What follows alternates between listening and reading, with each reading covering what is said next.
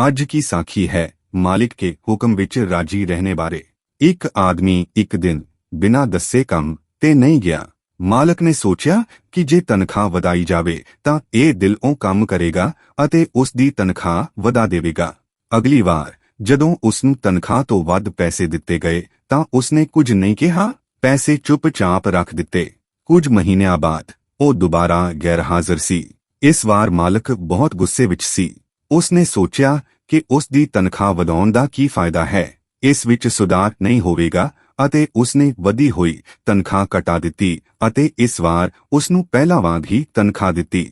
ਇਸ ਵਾਰ ਵੀ ਉਹ ਚੁੱਪ ਰਿਹਾ ਅਤੇ ਆਪਣੀ ਜ਼ੁਬਾਨ ਨਾਲ ਕੁਝ ਨਹੀਂ ਬੋਲਿਆ। ਫਿਰ ਮਾਲਕ ਬਹੁਤ ਹੈਰਾਨ ਹੋਇਆ। ਉਸਨੇ ਉਸ ਨੂੰ ਪੁੱਛਿਆ ਕਿ ਜਦੋਂ ਮੈਂ ਤੁਹਾਡੀ ਗੈਰ ਹਾਜ਼ਰੀ ਤੋਂ ਬਾਅਦ ਤੁਹਾਡੀ ਤਨਖਾਹ ਵਧਾ ਦਿੱਤੀ ਤਾਂ ਤੁਸੀਂ ਕੁਝ ਨਹੀਂ ਕਿਹਾ ਅਤੇ ਅੱਜ ਤੁਹਾਡੀ ਗੈਰ ਹਾਜ਼ਰੀ ਤੇ ਆਪਣੀ ਤਨਖਾਹ ਘਟਾ ਦਿੱਤੀ, ਫਿਰ ਵੀ ਚੁੱਪ ਰਹੇ। ਇਸ ਦਾ ਕਾਰਨ ਕੀ ਹੈ?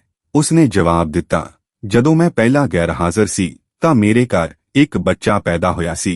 ਤੁਸੀਂ ਮੇਰੀ ਤਨਖਾਹ ਵਧਾ ਦਿੱਤੀ ਅਤੇ ਮੈਂ ਸਮਝ ਗਿਆ ਪਰਮੇਸ਼ੁਰ ਨੇ ਬੱਚੇ ਦੇ ਹਿੱਸੇ ਦਾ ਪੋਸ਼ਣ ਭੇਜਿਆ ਹੈ ਅਤੇ ਜਦੋਂ ਮੈਂ ਦੁਬਾਰਾ ਗੈਰ ਹਾਜ਼ਰ ਸੀ ਤਾਂ ਮੇਰੀ ਮਾਂ ਦੀ ਮੌਤ ਹੋ ਗਈ। ਜਦੋਂ ਤੁਸੀਂ ਮੇਰੀ ਤਨਖਾਹ ਘਟਾ ਦਿੱਤੀ ਤਾਂ ਮੈਂ ਮੰਨ ਲਿਆ ਕਿ ਮੇਰੀ ਮਾਂ ਆਪਣਾ ਹਿੱਸਾ ਆਪਣੇ ਨਾਲ ਲੈ ਗਈ।